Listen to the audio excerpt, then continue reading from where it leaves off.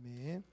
오늘 마태복음 11장 7절에서 19절의 말씀을 가지고 하늘에 속한 사람, 하늘에 속한 사람이란 제목으로 이렇게 말씀 증거하도록 하겠습니다. 어제 새벽 본문을 말씀을 통해 우리가 잘못된 메시아관을 가지고 있었던 이 세례 요한의 내적 갈등을 엿볼 수가 있었습니다. 요단강에서 예수님이 메시아 되심을 직접 선포했던 세례 요한이었지만 믿음이 흔들리니까 예수님이 정말 메시아인가에 대해서 그 믿음이 흔들리게 되었고, 그래서 그가 선포했던 것을 번복하기에 이르게 되었던 것이었습니다. 세례 요한은 자신의 제자들을 예수님께 보냈습니다. 마지막으로 확인하고 싶었던 것이 있었습니다. 예수님께서 정말 메시아인지 아니면 다른 사람을 기다려야 하는지에 대한 부분이었지요. 그러자 예수님께서는 구약 이사야 선지자가 말한 그 예언을 통해서 지금 내가 사역하고 있는 가운데, 예수님이 사역하는 가운데 그 역사가 예언대로 성취되고 있다라는 것을 보여줌으로써 세례 요한이 다시 예수님이 메시아인 것을 믿음을 확고하게 할 수 있도록 도와주셨습니다. 그 믿음을 소유했던, 그래서 세례 요한은요 감옥에서 순교까지도 감당할 수 있었던 것입니다. 이어서 오늘 우리가 읽은 말씀 7절은 이렇게 시작합니다. 그들이 떠나매. 세례 요한의 제자들이 떠난 것이지요. 다시 돌아간 것입니다. 예수님의 답변을 가지고 옥에 갇힌 세례 요한에게 간 것입니다. 자, 이들이 돌아가자 예수님께서는요 제자들에게 세례 요한에 대해서 그가 어떤 사람인지에 대해 몇 가지 증언하기 시작하십니다. 예수님께서는 세례 요한은 말라기 선지자가 예언한 이 메시아의 길을 예비하는 바로 그 선지자다라고 증거하십니다. 그러나 15절 이하의 말씀에서 선지자가 이 예언한 주의 오실 길을 예비하는 자가 세례 요한이 맞고, 심지어 예수님 자신이 메시아로서 이 땅에 와서도 사역함에도 불구하고 이스라엘 사람들은 세례 요한의 말도 믿지 않고 또 예수님이 증언하시는 그 복음도 듣지 않고 도리어 배척하는 것을 이야기를 하고 계십니다. 그래서 내일 새벽 본문에 해당하는 20절 이하의 말씀을 보면 예수님이 가장 많은 시간을 들여서 사역했던 이 갈릴리 도시들을 향해서 불신 때문에 그들을 꾸짖고 한탄하고 있는 것을 우리가 살펴볼 수가 있습니다. 이러한 흐름 속에서 오늘 본문이 우리에게 도전하시는 영적 메시지가 무엇인지를 한번 살펴보기를 간절히 원합니다. 첫 번째는 하늘에 속한 사람은 사명으로 살아야 된다라는 것입니다.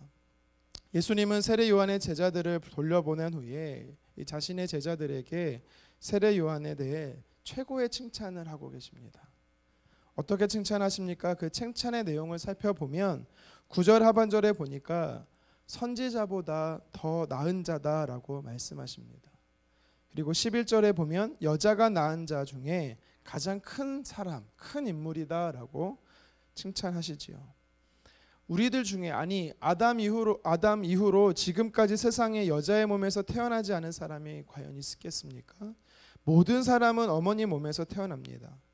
예수님께서 세례 요한이 여자가 낳은 자 중에 제일 큰 인물이라고 하신 것은 인류 역사상 어떤 인물보다 그가 가장 위대한 인물이다라는 것을 극찬하시는 거죠. 왜 예수님은 요한에게 최고의 칭찬의 말씀을 하고 있는 것일까요? 우리가 잘 아는 것처럼 세례 요한은 성경을 기록한 사람도 아닙니다. 많은 업적을 남기지도 않았습니다. 그렇다고 장수한 인물도 아니지요. 예수님보다 불과 3년 빠르게 30살에 그는요 단명을 했습니다. 헤롯에 의해 죽임을 당하는 순교를 당하지요. 순교를 합니다. 그럼에도 불구하고 예수님은 세례 요한은 세상에서 그 어떤 누구보다 위대한 인물이다라고 말씀합니다. 7절 하반절에 말씀하는 이 바람에 흔들리는 갈대가 아니다라고 이야기를 하지요. 소신이 있는 사람이라는 것입니다. 자신을 부르시는 그 하나님의 소명에 따라 충성된 사람이었습니다.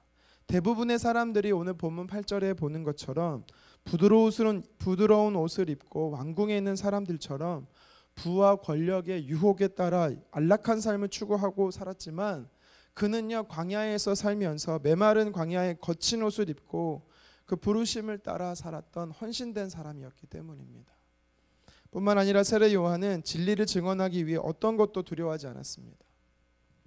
진리를 말함으로 자신에게 불이익이 되고 손해가 되는 것을 온다 할지라도 그것을 두려워하지 않았습니다.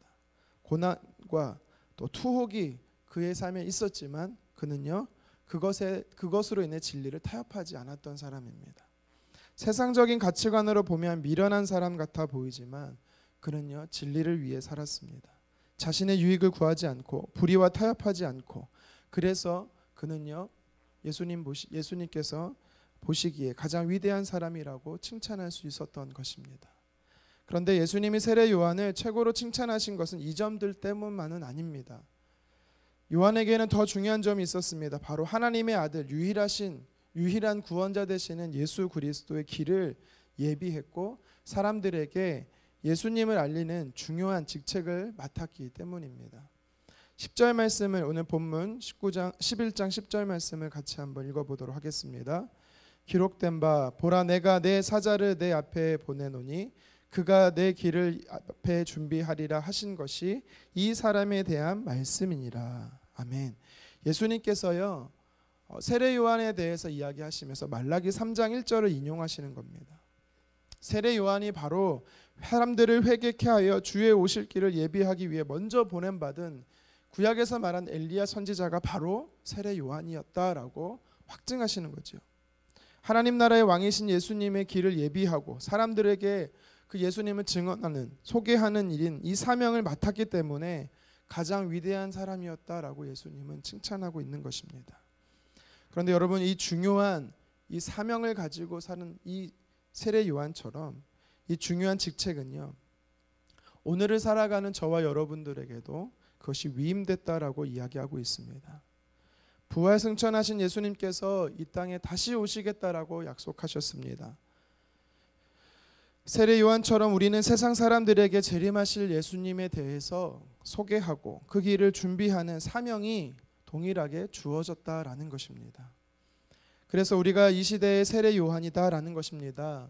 저와 여러분들은 세례 요한이 예수 그리스도의 초림을 준비했듯이 우리는 다시 오실 예수님, 재림을 통해 오실 그 예수님을 준비하는, 그리고 그분이 이 땅에 오심으로 인해서 하느님의 나라가 완벽하게 우리 가운데 이루어질 그것을 우리는 전하는 이 사명이 우리에게 주어진 것입니다. 예수님께서는 그 사명을 예수님의 제자들에게 깨닫게 하고 있는 것이고 오늘을 살아간 우리에게도 그 사명이 이어지는 것입니다. 주님은 그 사명을 살아가는 자를 칭찬하고 있는 것입니다. 물론 우리가 예수 그리스도의 재림과 이 천국의 완성을 준비하는 일은, 우리가 전하는 일은 쉽지만은 않습니다. 어쩌면 세례 요한처럼 그리스도의 초림의 길을 예비하는 중에 헤롯의 박해를 통해서 옥에 갇히는 그처럼 우리가 복음을 증거하고 하나님 나라를 전하는 일로 인하여서 세상 사람들에게 많은 환난과 고난이 있을 수도 있다라는 것을 성경은 이야기합니다. 너무나 불보듯 뻔한 일이지요. 왜요? 사탄은 자기의 때가 얼마 남지 않았다라는 걸 알고 하나님의 이 자녀들, 성도들을 핍박하는 일에 힘쓸 것이기 때문입니다. 그렇지만 저와 여러분들이 다시 오실 예수님의 길을 예비하는 자가 된다라면, 세상과 타협하지 않고 끝까지 복음의 길을 우리가 나아간다라면 이 시대의 사명을 갖는 자로서 하나님께서는 저와 여러분을 칭찬하실 것입니다.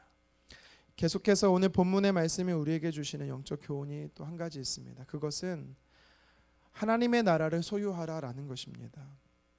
예수님이 11절까지 세례 요한을 칭찬하시면서 12절에 이 하나님 나라, 즉 천국에 대한 한 가지 비밀이면서 그 사실을 설명하고 있습니다. 그것이 무엇이냐면 천국이 침노를 당한다라는 것입니다. 12절 말씀을 함께 읽도록 하겠습니다. 세례 요한의 때부터 지금까지 천국은 침노를 당하나니 침노하는 자는 빼앗느니라. 아멘. 무슨 뜻이냐면 세례 요한 때 이후부터는 사람들을 누구를 막론하고 회개하고 복음을 받아들이기만 하면 천국에 들어갈 수 있는 자격 조건이 주어졌다라는 것입니다. 그래서 이 본문을요 표준 세번역 성경은 12절에 이렇게 번역합니다. 제가 다시 한번 읽어드리겠습니다. 세례자 요한 때로부터 지금까지 하늘나라는 힘을 떨치고 있다. 그리고 힘을 쓰는 사람들이 그것을 차지한다. 아멘. 세례 요한의 메시지와 주의 오실 길을 예비했던 세례 요한의 메시지와 실제적으로 예수 그리스도가 이 땅에 오심으로 인해서 하나님 나라가 더 가까워졌다라는 것입니다. 이제는 누구든지 예수님을 믿기만 하면 천국 백성이 될 수 있는 자격 조건이 주어졌습니다.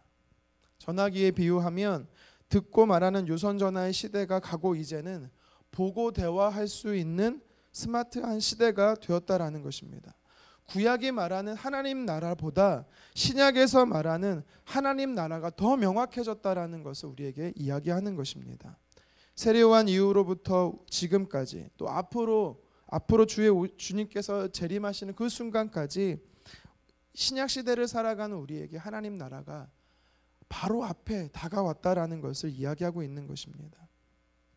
신약 성경의 이 가장 중요한 메시지 중에 하나가 바로 이 하나님 나라입니다.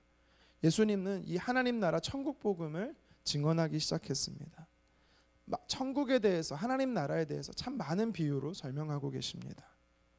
그런데요, 사람들이 하나님의 나라에 대해서 참 착각을 많이 합니다. 어떤 착각을 합니까? 하나님의 나라, 이 천국에 대한 개념을 장소적인 개념으로 오해할 때가 있습니다.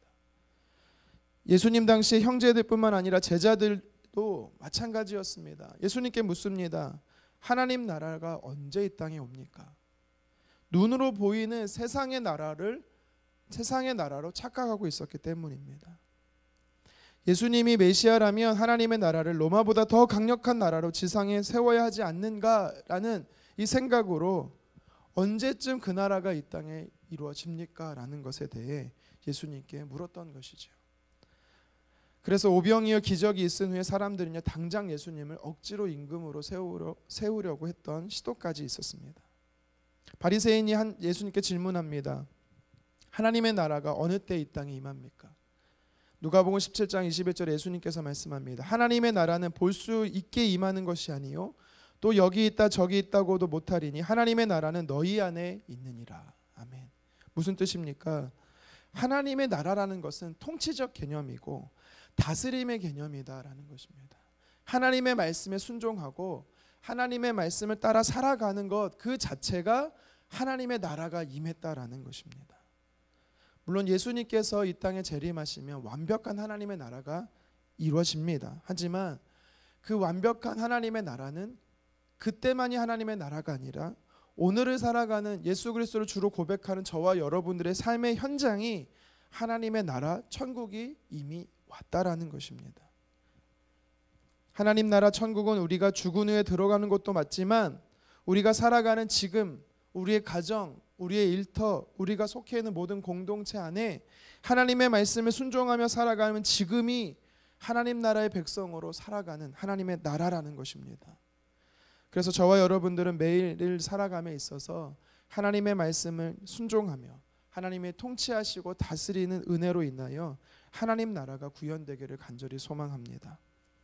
하지만 이것이 진리임에도 불구하고 16절부터 19절의 말씀은 무엇라고 말합니까? 이 시대는 하나님 나라와 복음에 관심이 없다라는 겁니다. 피리를 불어도 춤추지 않습니다. 슬피 울어도 왜 울고 있는지 관심조차 없습니다. 이것은 무엇을 말합니까? 이 시대에 우리가 구원 얻는 길이 예수 그리스도를 통해서다. 하나님 나라가 이 땅에 임했다라고 우리가 진리를 선포해도 세상은 반응하지 않는다라는 것이죠. 너무나 당연하지 않습니까? 우리가 복음을 전하러 우리가 나가도 세상 사람들은 참 관심이 없습니다. 삶 이후에 천국과 지옥이 있다라는 거에 얘기를 해도 그들은 관심 갖지 않습니다. 도리어 부정적이고 비판적입니다. 세례 요한의 가르침을 비판했고 예수님의 가르침을 부정했던 오늘 본문의 말씀이 똑같이 이 시대를 살아가는 우리에게 나타나고 있다라는 것입니다. 회개의 메시지의 귀를 막고 복음의 귀를 막고 있는 것입니다. 도리어 무엇을 먹을까 마실까 입을까에만 온통 초점이 맞춰져 있습니다. 사랑하는 성도 여러분, 우리는 이 세상에 살아가지만 이 세상에 속한 자들이 아닙니다. 우리는 하늘에 속한 자로서 천국 시민권을 가지고 살아가는 자들입니다. 세상의 가치관이 아닌 천국 시민권자로서의 하늘나라의 가치관, 영원한 가치관을 가지고 우리는 오늘을 살아내야 되는 것입니다. 그러기 위해서 어떻게 해야 합니까? 오늘 예수님께서 칭찬하신 세례 요한처럼 사명을 따라 살아가시기를 주님의 이름으로 축원합니다. 바람에 흔들리는 갈대와 같은 사람이 아니라 진리에 대해 명확하고 투철한, 그리고 부드러운 옷을 입고 왕궁에 사는 자처럼 자신의 이익과 욕망을 쫓아 살아가는 것이 아니라 바울의 고백처럼 사나 죽으나 하나님의 영광만을 위해 살아가는 여러분 되시기를 간절히 소망합니다. 그리고 예수님이 오시면 완성될 천국이지만 지금 오늘을 살아가는 우리의 삶의 현장이 하나님의 다스림과 통치가 있음으로 인해서 오늘의 내가 있는 것이 주 예수와 동행하니 그 어디는 하늘나라 되기를 주님의 이름으로 축원합니다. 그래서 오늘 하루도 하늘에 속한 사람으로서 다시 오실 예수님, 재림하실 예수님의 길을 예비하는 이 사명을 가지고 누구를 만나고 무엇을 하고 어디에 있든지 간에 하나님 나라를 누리며 살아가시기를 주님의 이름으로 축원합니다. 기도하겠습니다.